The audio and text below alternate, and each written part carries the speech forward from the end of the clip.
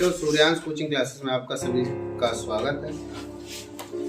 बच्चों, ये प्रश्न एक बोर्ड पर आपके सामने लिखा है। इस प्रश्न को हम लोग समझेंगे। NiCO का होल 4 चतुष्फलकी है, जबकि NiCN का होल 4 चार्ज लगा है -2, वर्गाकार समतली है। इसको हमें स्पष्ट करना है कि ये चतुष्फलकी क्यों है और ये वर्गाकार समतली क्यों है, इसको हम लोगों को समझना है। देखिए, जैसे अगर हम बात करें NiCO का होल 4, किसी भी संकुल यौगिक की जो ज्यामिति होती है या किसी भी संकुल यौगिक में जो अनुचुंबकीय गुण होता है या प्रतिचुंबकीय गुण जो होता है, वो निर्भर करता है VBT सिद्धांत पर। तो हम लोग वैलेंस बॉन्ड सिद्धांत के आधार पर ये प्रूव करेंगे कि इसकी स्ट्रक्चर चतुष्फलकी होती है और इसकी स्ट्रक्चर वर्गाकार समतली है। तो इस क्वेश्चन को करने के लिए हमें VBT सिद्धांत हमें पहले से पता होना चाहिए।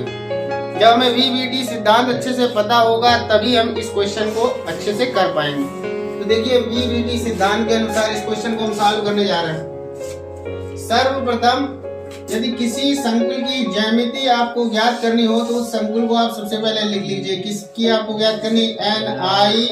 NiCO का होल 4। इसकी हमें ज्यामिति इसमें लिखी है चतुष्फलकी, यही हमें प्रूव करना है कि इसकी चतुष्फलकी ज्यामिति होती है। इसके लिए सर्वप्रथम संकुल में हम धातु देखते हैं कि धातु कौन सी है। तो इस संकुल में धातु कौन सी है? निकिल। तो आप निकिल को लिख लीजिए। अब इसके बाद में आपको क्या पता होना चाहिए? इसका परमाणु क्रमांक पता होना चाहिए। तो निकिल का परमाणु क्रमांक कितना होता है? निकिल का परमाणु क्रमांक होता है 28। कितना होता है? 28। अगर हम इसका इलेक्ट्रॉनिक विन्यास करें, इसके लास्ट सेल का मतलब लास्ट इलेक्ट्रॉनों का, लास्ट कक्षक का, अगर हम लास्ट सेल का मतलब लास्ट कक्षा का अगर इलेक्ट्रॉनिक विन्यास करें तो क्या होगा? 3d8 4s2। समझने के लिए ये ऐसे भी समझा जा सकता है कि ये जो बच्चों इकाई का अंक होता है ये D के ऊपर लिख दिया जाता है और ये जो दहाई का अंक होता है वो S के ऊपर लिख दिया जाता है। तो ये आ गया 3d8 4s2। अब इसके बाद में अगर आप चाहो तो 4p0 भी लिख सकते हो। क्या लिख सकते हो? 4p0। इसके बाद में आप सभी को पता होगा कि डी कोष में कुल कितने कक्षक होते हैं। तो डी कोष में कुल 5 कक्षक होते हैं। तो आपको यहाँ पे कितने कक्षक बनाने हैं बच्चों? 5 कक्षक बना लीजिए। 1 2 3 4 और एक आगे हम 5। ये निकिल आगे लिखे दे रहे हैं। ये हमने डी में 5 कक्षक बना लिए।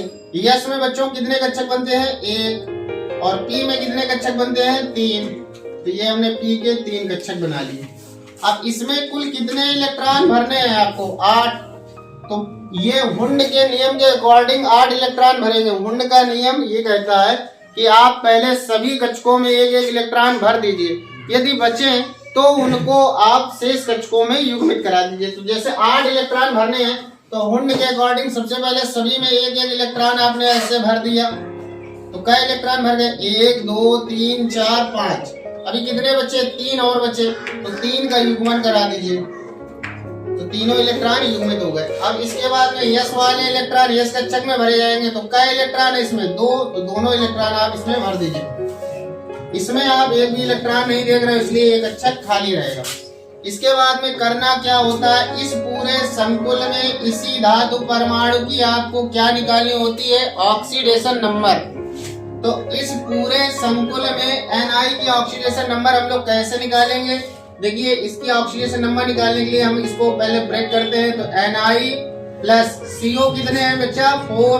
तो हमने लिखा 4CO बराबर, इसके ऊपर कोई चार्ज है? कोई चार्ज नहीं है, इसलिए यहाँ पर कितना लिख देंगे? 0 लिख देंगे। अगर यहाँ पर कोई चार्ज होता, जैसे -2 लगा होता, तो यहाँ पे लिख देते -2। अगर यहाँ पर प्लस का 2 चार्ज लगा होता तो यहाँ लिख देते +2। लेकिन यहाँ इसमें कोई चार्ज नहीं है, इसीलिए बराबर क्या लिख दिया हमने? 0। अब इसके बाद में निकिल के स्थान पर निकिल रहेगा, 4 के स्थान पर 4। CO कैसा लीजेंड है? तो आप सभी जानते होंगे कि CO एक उदासीन लीगेंड है। तो उदासीन लीगेंडों की ऑक्सीकरण संख्या कितनी होती है? शून्य होती है। तो यहाँ पर शून्य रख देंगे बराबर शून्य। 4 का गुणा जब 0 में होगा तो ये आ जाएगा 0। तो एन आई की ऑक्सीडेशन नंबर कितनी आई? 0। तो आप लोगों ने देख लिया कि इस संकुल में निकिल की ऑक्सीकरण संख्या कितनी है? 0। तो निकिल की ऑक्सीकरण संख्या 0 आई है, मतलब इस संकुल में आपको कुछ नहीं करना है। और यदि निकिल की ऑक्सीकरण संख्या मान लो कुछ आ जाती, जैसे निकिल की ऑक्सीकरण संख्या सपोज दैट 2 आ जाती, तो आपको क्या करना होता? उतने ही इलेक्ट्रॉन इसके पीछे से निकालने होते। जैसे निकिल की ऑक्सीडेशन नंबर 2 आ जाती तो आपको क्या करना होता? सबसे बैक साइड में यही 2 इलेक्ट्रॉन है, इन दोनों इलेक्ट्रॉनों को निकाल लेते और निकिल पर 2 प्लस का चार्ज चढ़ा देते।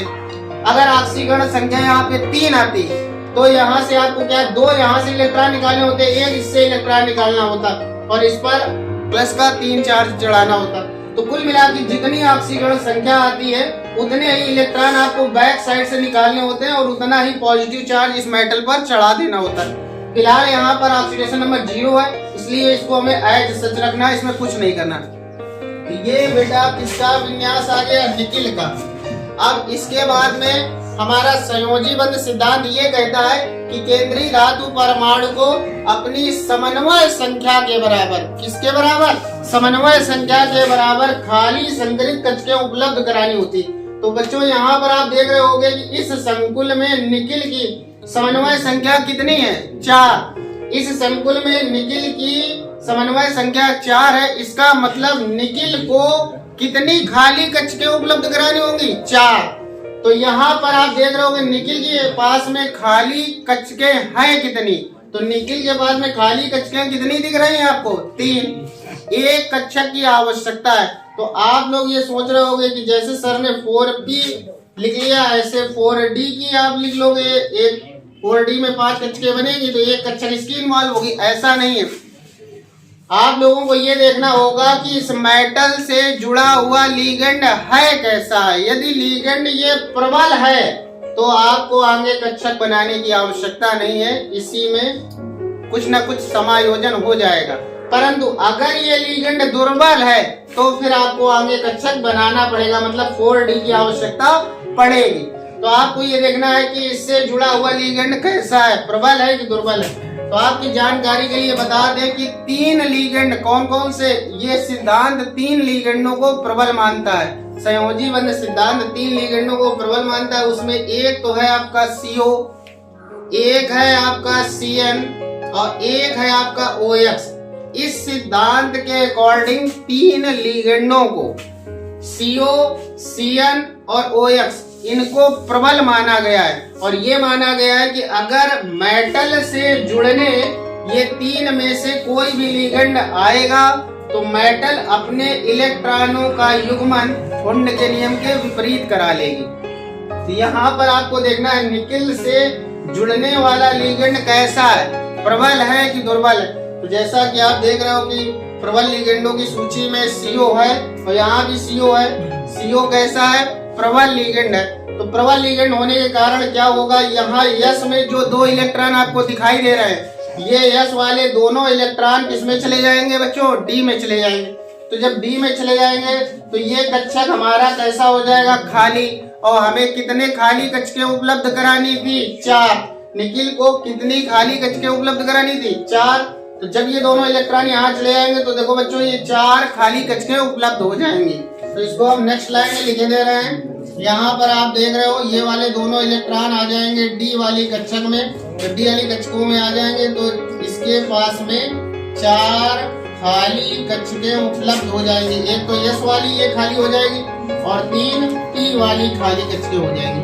अब ये 4S की खाली, 4P की 3 खाली और सभी इलेक्ट्रॉन आ गए 3D में।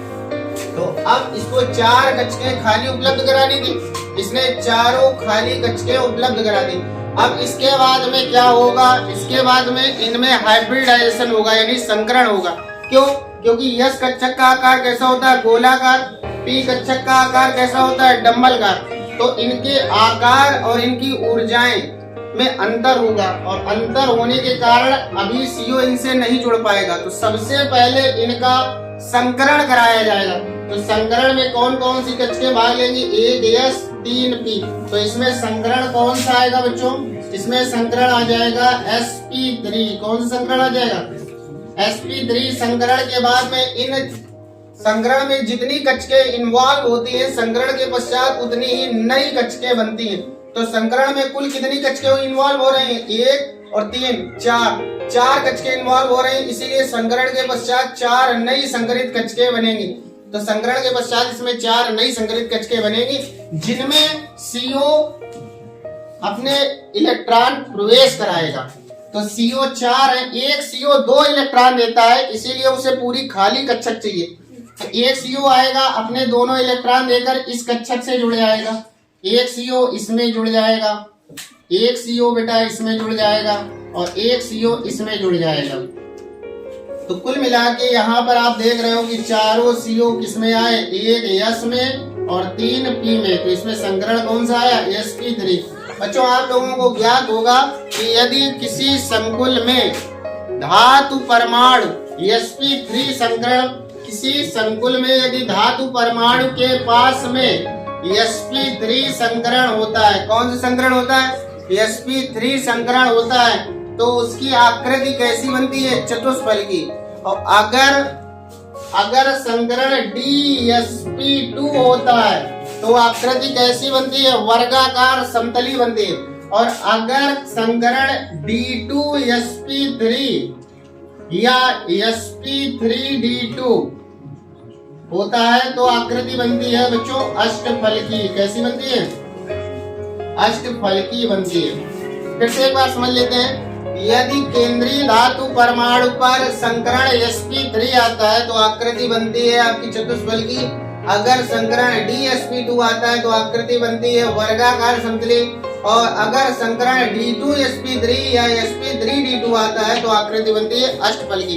तो यहाँ पर बच्चों कौन सा संकरण आ रहा है? sp3 संकरण आने के कारण इसकी आकृति कैसी बनेगी? चतुष्फलकी। अब चतुष्फलकी आकृति कैसे बनाते हैं चलिए देख लीजिए। बीच में रखेंगे मेटल को, तो आपने मेटल को बीच में रखा है Ni को। अब इससे CO आपको 4 जोड़ने हैं, तो एक CO बच्चों ये ऊपर, एक CO इधर, एक CO इधर और एक CO इधर, इनको आप जोड़ दीजिए इस प्रकार से। तो इससे सिद्ध हो गया कि NiCO4 में कौन सा संकरण होता है? sp3 संकरण होता है। और sp3 संकरण होने के कारण इसकी स्ट्रक्चर कैसी होती है बच्चों? चतुष्फलकी। अच्छा आपसे इसके बाद में चुंबकीय गुण पूछता है। कौन सा पूछता है? आपसे पूछ लेता है चुंबकीय गुण बताओ इसका। तो चुंबकीय गुण हम लोग कैसे बताएंगे? चुंबकीय गुण के लिए आपको ये देखना होगा कि ये जो आपने संकुल बना रखा है इसमें एक भी अयुग्मित इलेक्ट्रॉन है या नहीं। यदि इसमें एक भी अयुग्मित इलेक्ट्रॉन होता है तो इसकी प्रकृति कैसी होगी? अनुचुंबकीय। अब चूंकि यहाँ पर आप देख रहे हो सभी इलेक्ट्रॉन युग्मित हैं, तो सभी इलेक्ट्रॉन युग्मित होने के कारण इसकी प्रकृति बच्चों कैसी होगी? प्रतिचुंबकीय। कैसी होगी? प्रतिचुंबकीय होगी इसकी प्रकृति, प्रतिचुंबकीय। तो ये वाला तो हमने क्लियर कर दिया आपको। NiCO4 की प्रकृति कैसी है? प्रतिचुंबकीय। संकरण कौन सा है? sp3। आकृति कैसी बनी इसकी? चतुष्फलकी। अब हम लोग बात करेंगे NiCN4 और चार्ज लगा है -2। इसकी आकृति कैसी है? वर्गाकार समतली। तो चलिए इसी पर चर्चा कर लेते हैं। NiCO4।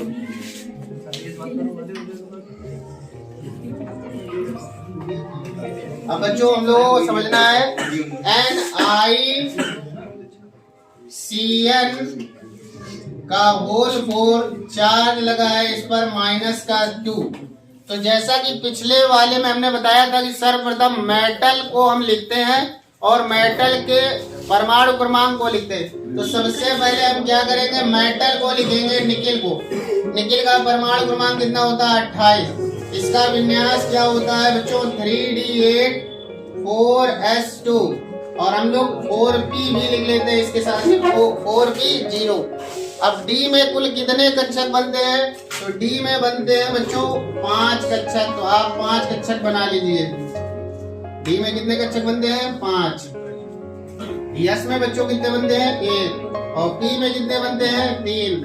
अब इसके बाद डी में कुल कितने इलेक्ट्रॉन भरने हैं आपको? 8। तो होने के अकॉर्डिंग भर दीजिए 1 2 3 4 5 6 7 8 इलेक्ट्रॉन भर दिए। यस में कितने इलेक्ट्रॉन भरने बच्चों? 2। तो 2 आपने इलेक्ट्रॉन भर दिए। इसके बाद में करना क्या होता है, सबसे पहले मेटल का परमाणु क्रमांक के बाद में उसका आपको इलेक्ट्रॉनिक विन्यास के बाद में जो इलेक्ट्रॉन होंगे उनको कक्षकों में वितरित करना होता है। इसके बाद में आपको उस पूरे संकुल में उस मेटल की ऑक्सीकरण संख्या निकालनी होती है। तो इस पूरे संकुल में हम निकेल की ऑक्सीकरण संख्या निकालेंगे।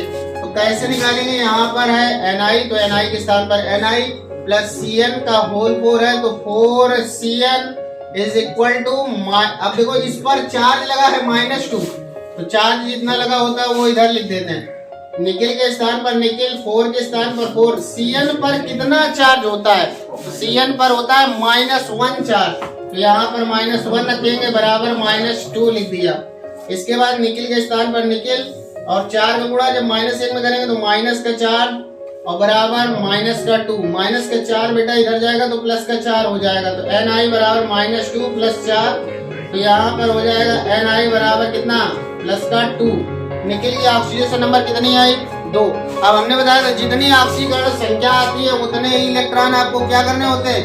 पीछे से निकालने होते हैं। तो ऑक्सीडेशन नंबर 2 आई, यानी इसके 2 इलेक्ट्रॉन निकल जाएंगे। कौन वाले निकलेंगे? यस वाले 2 इलेक्ट्रॉन निकल जाएंगे। तो जब 2 इलेक्ट्रॉन निकल जाएंगे तो इस पे कितना चार्ज आ जाएगा? +2 चार्ज आ जाएगा।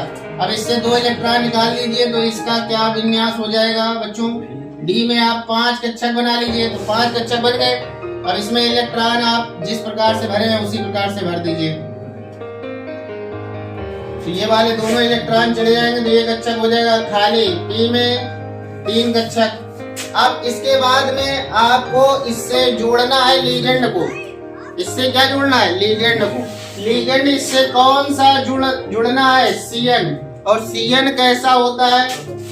Cn हमने स्ट्रॉन्ग लिगेंड 3 लिखाए थे, एक तो CO, एक Cn और एक OX। तो Cn भी कैसा लिगेंड है? Strong ligand. स्ट्रॉन्ग लिगेंड होने के कारण इलेक्ट्रॉनों का युग्मन हुंड के नियम के विपरीत होगा, यानी ये वाला इलेक्ट्रॉन यहाँ से यहाँ जंप कर जाएगा। तो जब जंप कर जाएगा तो ये वाली कक्षक भी खाली हो जाएगी। बच्चों विन्यास इसका कुछ ऐसा हो जाएगा Ni+2 का। जब इससे जुड़ने Cn आएगा तो इसका विन्यास थोड़ा सा बदल जाएगा। ये इलेक्ट्रॉन इधर आ जाएंगे तो कुछ जुड़कर ये इस प्रकार से अपना विन्यास कर लेगा। यस ये खाली है, पी में 3 खाली है।